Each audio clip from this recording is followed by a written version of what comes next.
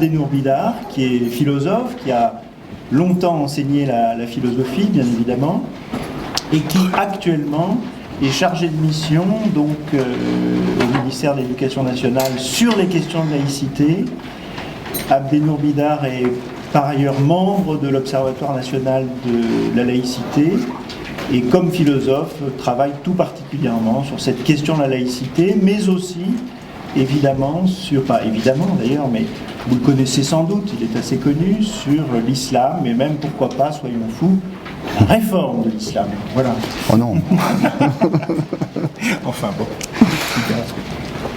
Bonjour à tous. Alors, cet après-midi, l'intitulé était tel qu'on l'a trouvé dans les dépliants et tel qu'il nous a été proposé. Il était très intéressant, mais il était un petit peu vaste.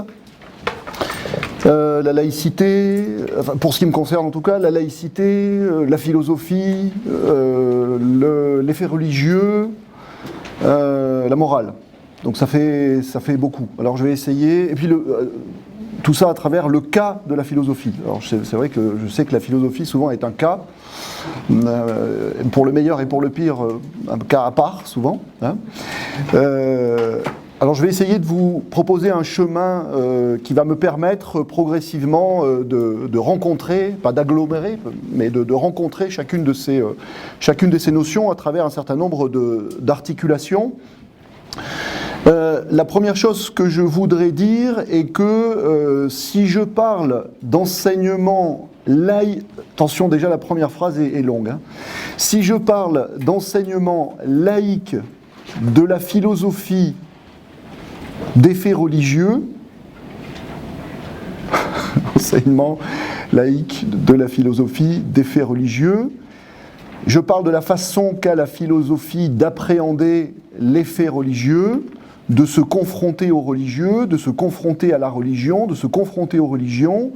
Je dis ou je propose de considérer qu'elle le fait de façon laïque. J'ai presque l'impression qu'il y a là une forme de pléonasme. Hein ?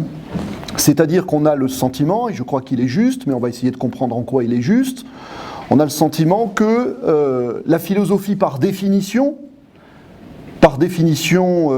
historique et par vocation essentielle, la philosophie est laïque dans le sens très précis où elle est une approche distanciée et critique, non seulement des morales qui se proposent à son examen, mais des faits religieux.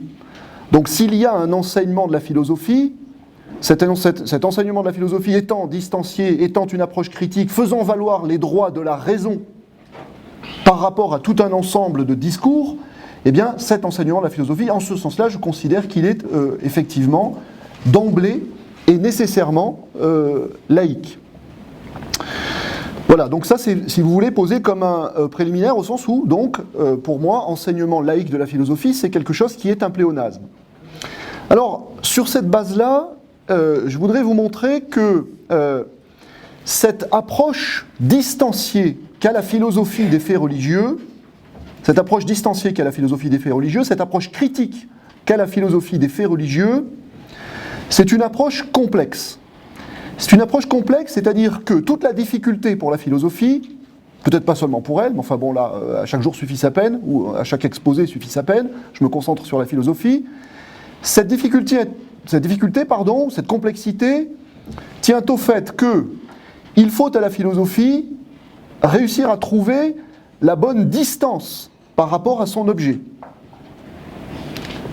Il ne suffit pas de dire distance critique.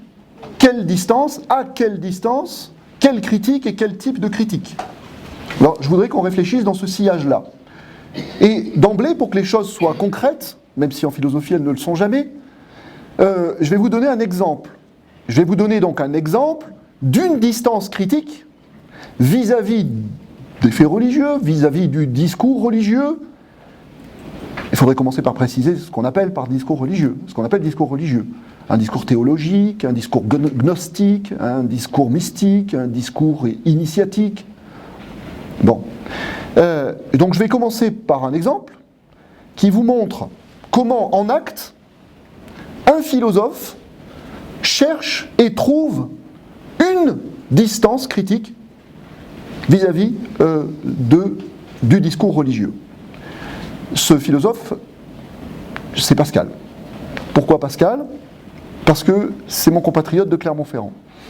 Donc, au nom d'une fierté auvergnate tout à fait mal placée, non, toute plaisanterie mise à part, je suis effectivement très fier d'être clermontois comme Blaise Pascal, mais pourquoi Blaise Pascal ? Parce que, évidemment, chez ce genre de penseurs immenses, on s'aperçoit que la philosophie, dans quelques-unes de ses manifestations les plus hautes, et je dirais peut-être à chaque fois qu'elle a eu des manifestations, c'est-à-dire qu'elle a réussi à produire du discours à une certaine altitude, a réussi à produire du discours à une certaine altitude justement parce qu'elle s'était confrontée de très près aux religieux, en trouvant une bonne distance.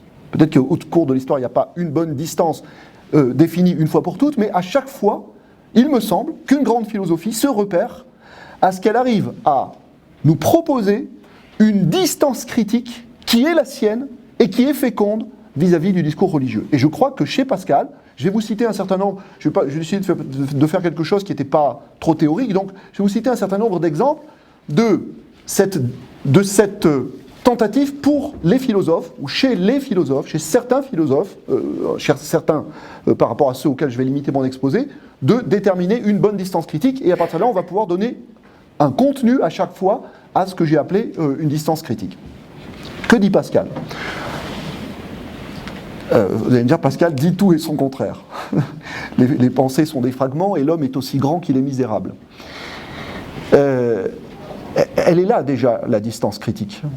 Pascal est aussi bien capable de produire des discours qui semblent refléter une exaltation mystique sans grande distance vis-à-vis du religieux. On a l'impression d'entendre un mystique, justement.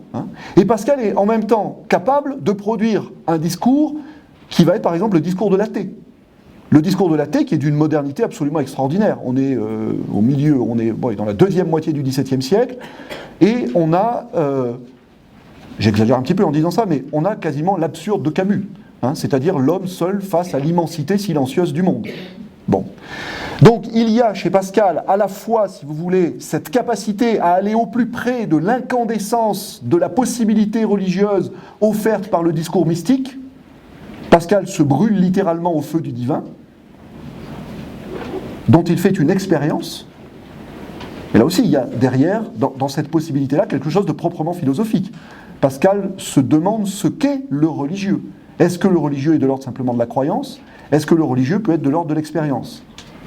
Et donc Pascal fait un choix qui est inséparablement spirituel et philosophique, de produire un discours qui est une tentative de porter le plus loin possible l'intelligibilité par la raison d'une expérience qui est une expérience de présence à quelque chose qui, comme il le dit lui-même, est ce qui en l'homme passe infiniment l'homme. Bon. Et puis Pascal produit ce genre de texte.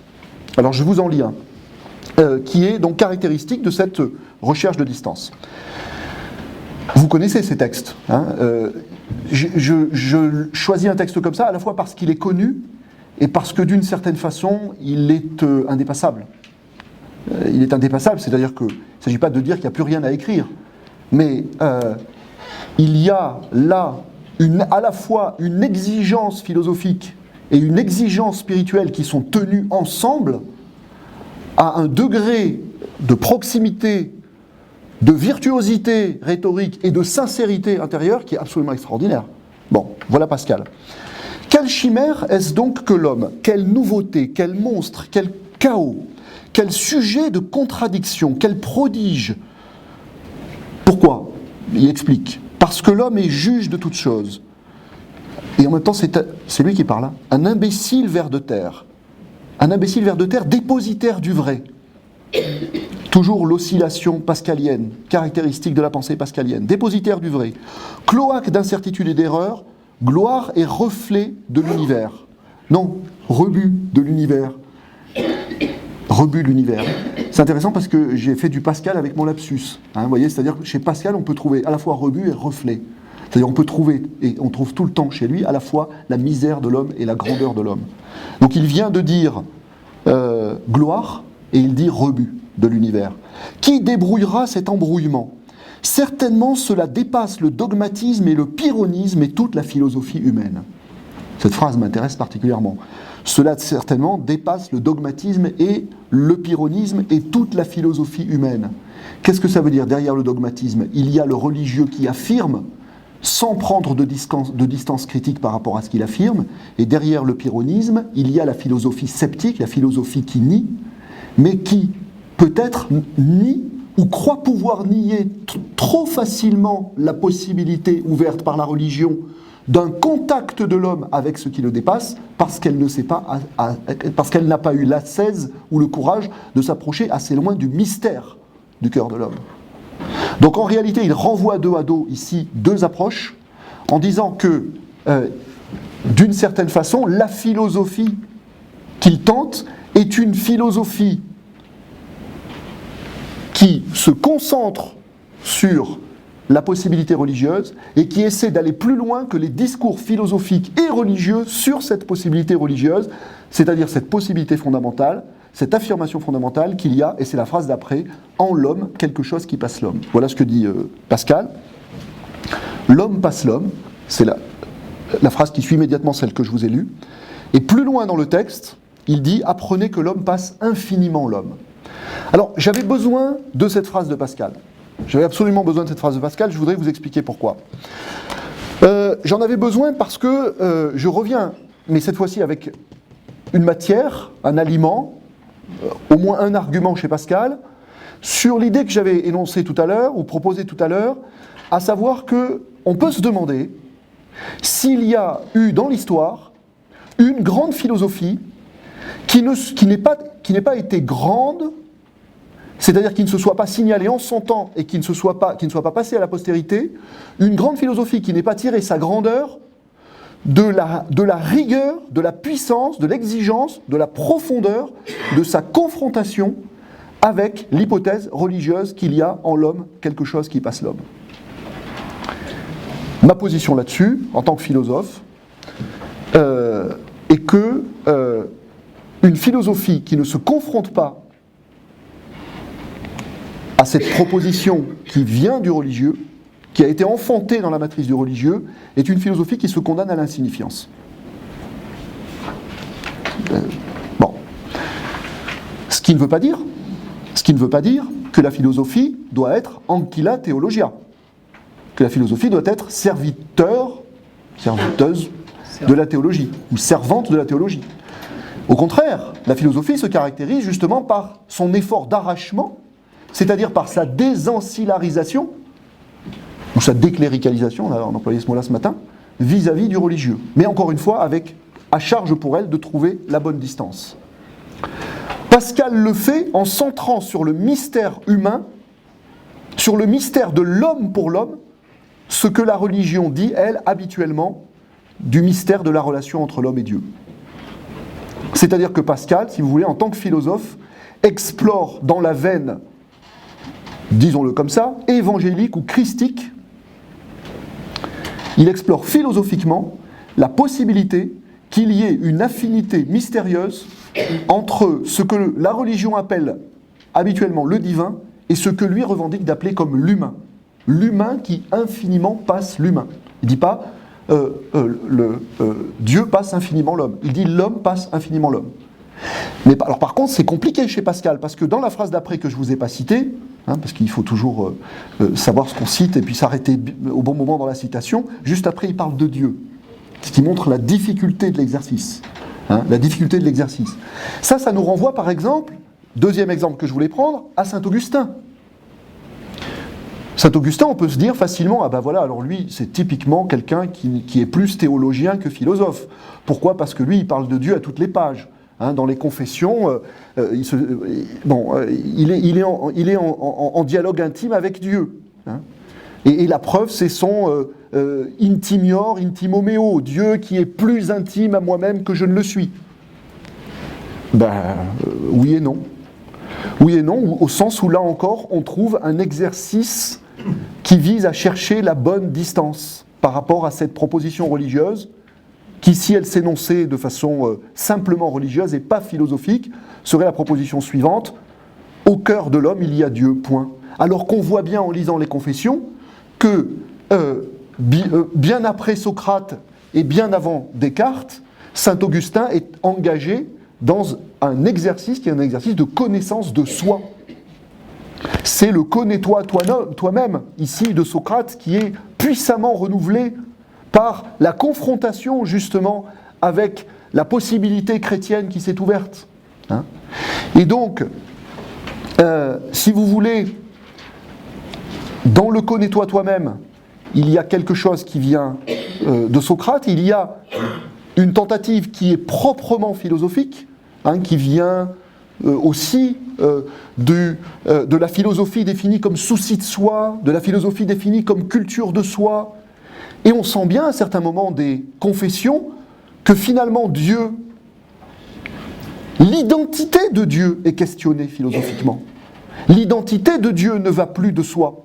C'est-à-dire qu'à partir du moment où l'objet des confessions, c'est de s'approcher de soi au plus près, je ne vais pas aller jusqu'à dire que Dieu devient un prétexte, ou que Dieu devient simplement un miroir de l'âme, un miroir dans lequel elle essaye de sonder sa propre profondeur.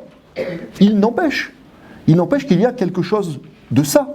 C'est-à-dire que l'identité de Dieu est questionnée comme fonction. C'est une des premières fois que ça apparaît dans l'histoire de la philosophie. Et si l'identité de Dieu était sa fonction ? C'est-à-dire, et si l'identité de Dieu était d'avoir pour l'homme, de jouer pour l'homme, pour le questionnement de l'homme sur lui-même, le rôle d'une mesure. Le rôle d'une mesure, quelque chose qui aide à se mesurer et se mesurer à.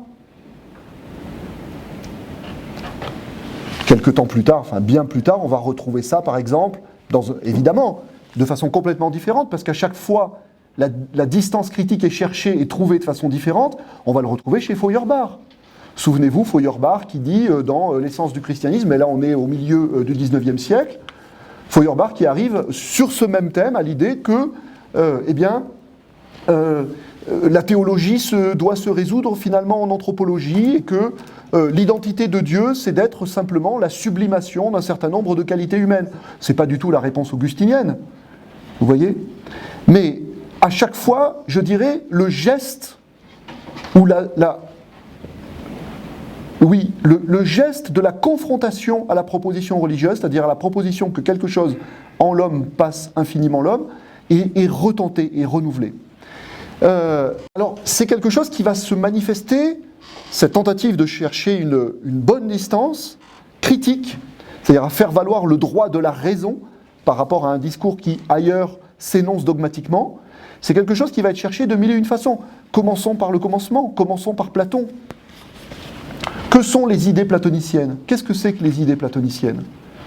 Je vais le dire d'une formule, évidemment c'est trop rapide, ça ferait bondir les spécialistes de Platon. Je ne suis pas moi-même un spécialiste de Platon. Qu'est-ce que c'est que les idées platoniciennes ? Sinon, un absolu que l'on cherche à connaître plutôt que de le vénérer ou plutôt que de le prier. Les idées platoniciennes, l'idée du vrai, l'idée du juste, l'idée du beau telle qu'elle est énoncée par exemple dans le banquet, hein, où là on voit vraiment son caractère d'absolu, c'est-à-dire ce qui dépasse toute forme, la beauté, hein, cette fameuse beauté à laquelle Diotime va initier Socrate. Bon. Cette beauté du sans forme, de ce qui dépasse tout, hein, de cette beauté qui, si elle était déterminée par le discours, serait manquée. Ce que Spinoza exprimera plus tard en disant « toute détermination est une négation ». Bon. Ce qui donnera du côté chrétien cette théologie négative qui dit que de Dieu il faut retrancher pour laisser être le surêtre de la surontologie divine. Bon, là il y a tout un registre de discours. Que fait Platon à l'intérieur de ça, hein ? Eh bien Platon dit cette hypothèse qui vient probablement du fond religieux de la civilisation grecque, notamment de son fond orphique. Eh bien Platon dit, moi devant ce Dieu-là, je ne veux pas me prosterner, je suis philosophe. Je veux cheminer avec ma raison. Je veux cheminer par le dialogue. Je veux cheminer par la mise en compétition des thèses rationnelles De là, les dialogues platoniciens plus ou moins aporétiques ou qui construisent plus ou moins du système, si vous voulez. Il n'empêche que ça y est, le travail de la raison s'est mis en route, et voilà la façon dont Platon a trouvé, lui, sa distance critique. Je prends encore un autre exemple. Je choisis volontairement des exemples de philosophes qui, je dirais, n'ont pas nécessairement de rapport entre eux, pour vous montrer à la fois la pérennité et la diversité d'un effort. Je vais prendre un exemple que je connais un petit peu mieux, puisqu'il s'agit d'Averroès. Philippe Godin l'a dit, je travaille sur l'islam. Que fait Averroès, au moins dans le seul texte qu'on connaît ici, à savoir son fameux traité décisif? Averroès revendique, et c'est quelque chose dont le droit ne lui sera laissé que dans un périmètre limité, hein. Il revendique le droit pour la raison de lire le Coran. Donc voilà encore un philosophe qui a l'intuition qu'il doit aller chercher, je dirais, l'altitude de sa philosophie du côté d'une confrontation avec un matériau religieux, et qui en même temps tente cet effort très très très paradoxal et très difficile de se rapprocher tout en trouvant une distance proprement philosophique, c'est-à-dire tout en faisant, en l'occurrence ici c'est explicite, tout en faisant valoir le droit de la raison, le droit d'examen de la raison. Alors Averroès dit le Coran, alors c'est une proposition d'une audace absolument stupéfiante, le Coran, j'allais exagérer, j'allais dire le Coran ne s'adresse pas à la foi. Bon, alors là, on aurait un scandale énorme. C'est pas que le Coran ne s'adresse pas à la foi, mais c'est l'idée que pour que le Coran s'adresse à la foi de façon féconde, il faut faire le détour par la raison. C'est-à-dire que la foi sans la raison n'a aucune chance de s'approcher de la sagesse du Coran. Alors, évidemment, là, on est dans la situation encore que j'évoquais tout à l'heure, c'est-à-dire non pas de désancillarisation du philosophique par rapport au théologique. La philosophie d'Averroès est une philosophie encore très largement ancillaire, hein, c'est-à-dire que c'est un usage de la raison qui reste apologétique. Il s'agit toujours, en dernier ressort, de faire servir la philosophie à l'apologie du Coran comme texte sacré. C'est-à-dire que le but qui est assigné à la raison n'est pas de prendre une distance critique par rapport au Coran en contestant par exemple sa sacralité ou le fait que ce soit la parole de Dieu, mais de faire ressortir l'éclat du Coran comme parole de Dieu à travers les lumières de la raison. Donc si vous voulez, là les lumières de la raison sont inféodées à un travail qui est de faire simplement briller davantage l'éclat divin de la parole coranique considérée comme parole divine. Il n'empêche que, pour son époque, pour son temps, l'effort d'Averroès est un effort proprement philosophique, parce qu'il exige le détour par la raison. Alors c'est à la fois, je fais une toute petite parenthèse, c'est à la fois l'intérêt de son effort et la limite de son effort, quand aujourd'hui on nous dit, il y a eu des philosophes musulmans, pas au courant, il y a eu des philosophes musulmans, des philosophes qui étaient éclairés, et dont nous devrions nous inspirer. Ressortons Averroès de sa naphtaline. Tout ça à l'intérieur du mythe de l'Andalousie. Hein. L'Andalousie, cette période, cet âge d'or de l'islam où vraiment l'islam était extraordinairement tolérant, etc., etc. Il y a une partie de vérité, bien entendu. Hein. Mais attention, au sujet d'Averroès, ayons quand même conscience que la distance critique qu'il est capable de prendre par rapport au Coran s'inscrit néanmoins sur un fond d'écran, si vous voulez, plus général, qui est un fond d'écran apologétique dans lequel la raison est toujours, encore et seulement convoquée pour prouver la vérité ou la nature divine du Coran. Donc en réalité, aujourd'hui, je pense que s'il y a un effort d'exégèse à faire sur le Coran, il faudra qu'il dépasse considérablement l'effort d'Averroès. Je prends encore deux exemples rapides. Je ne sais pas combien de temps j'ai parlé, là, pour l'instant. Oui, mais continue encore 5-10 minutes et puis c'est bon. 5-10 minutes. Je prends deux exemples rapides. Le premier exemple, j'ai été amené à m'y intéresser à la suite de mon travail. J'ai fait un travail sur un philosophe musulman que personne ne connaît ici, sauf peut-être évidemment quelques personnes dans cette salle, qui s'appelle Mohamed Iqbal. Alors Mohamed Iqbal est un des grands philosophes musulmans modernes. Il est mort en 1938. Et une des caractéristiques de la pensée de Mohamed Iqbal, personne n'étudie la philosophie de Mohamed Iqbal en France. Hein, alors que si on cherche un penseur de son ampleur réformiste, dans l'époque moderne et contemporaine, on aura énormément de mal à trouver. C'est une toute petite parenthèse. Bref, ce qui m'a intéressé, c'est que Iqbal entre en dialogue avec un philosophe. Il en fait un usage d'ailleurs qui est très étrange pour nous, qu'on connaît bien, enfin, qui s'appelle William James. Et notamment un livre de William James qui s'appelle Les variétés, ou les différentes variétés de l'expérience religieuse. Et un travail énorme de William James dans son livre, et il y a des choses là qui intéressent Iqbal, après il en fait un usage dont je pourrais parler, mais ce n'est pas l'objet, c'est qu'on a encore affaire à ce même geste dont je vous parle depuis le début. C'est-à-dire que William James dit, mais comment est-ce que je vais pouvoir faire un usage philosophique de la confrontation à cette proposition religieuse qu'il y a en l'homme quelque chose qui passe infiniment l'homme? Il a une idée de génie que d'autres ont eu avant lui, mais je pense qu'il est un de ceux à l'avoir poussé le plus loin. Il se dit, et si le phénomène de la croyance religieuse n'était pas un phénomène de croyance, mais un fait d'expérience? C'est-à-dire le titre là n'est pas un titre anecdotique. William James explore la possibilité que lorsque l'homme se met en tension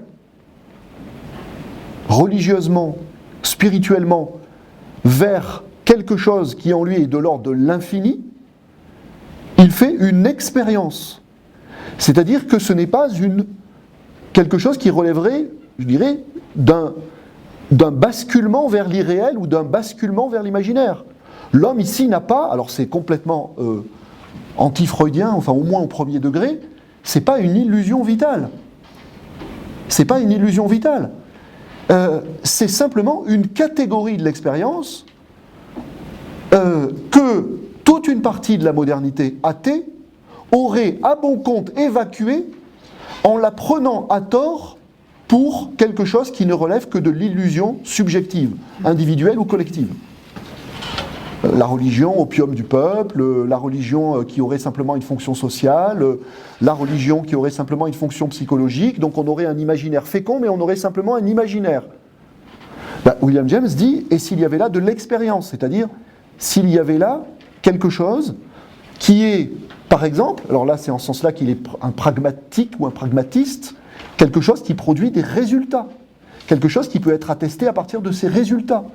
Et il étudie de ce point de vue-là, Iqbal d'ailleurs va faire la même chose, la créativité absolument extraordinaire qui a été issue des messages religieux. Les messages religieux, qui donc au départ étaient basés sur quelque chose dont pourrait avoir tendance à penser à partir de la modernité athée qu'on a eu simplement une hallucination individuelle, Mahomet halluciné, Jésus halluciné, Moïse halluciné, Bouddha halluciné. Comment expliquer, dit William James, que sur la base de quelque chose qui normalement était censé précipiter l'individu du côté de l'imaginaire, on ait eu de la fabrique de civilisation avec cette puissance dans tous les domaines? C'est-à-dire que les prophètes ont été des créateurs de monde. Ils ont été des créateurs d'univers. Et ils se sont mis eux-mêmes, d'ailleurs, il y avait un anthropologue qui s'appelait Lambert qui soulignait ça extraordinairement bien, ils se sont mis eux-mêmes dans une position qui était éminemment, je parle des prophètes du monothéisme, éminemment philosophique.